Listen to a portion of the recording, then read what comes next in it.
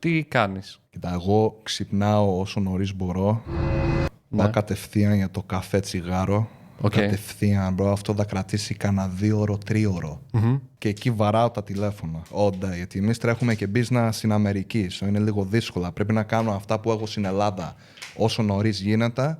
Μετά μέσα στη μέρα να επικοινωνήσω με την Αμερική. Και μετά πάλι βράδυ, μετά τις 12, ό,τι είναι ξανά για την Ελλάδα.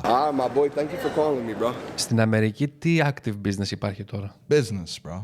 Okay. Business, you know, good business. Αλλά αυτό, anyways, I'll keep pushing with the day, you know. Αρχίζουμε εκεί το πρωί, phones all day and shit. Μέσα στην ημέρα, από τις, ας πούμε, τις 1 μέχρι τις 3, 4, 5 το πολύ, είμαι στη γύρα, bro. I'm around and shit. Going to συναντήσεις, ό,τι είναι. Μετά από εκεί στις 5, όταν όλοι τελειώνουν τα 9 to 5s and shit, και δεν είναι στα γραφεία anymore, εκεί αρχίζω εγώ το brainstorming, you know, και το vision. Τι έχουμε να κάνουμε αυτή την εβδομάδα, μέσα στο μήνα και του χρόνου.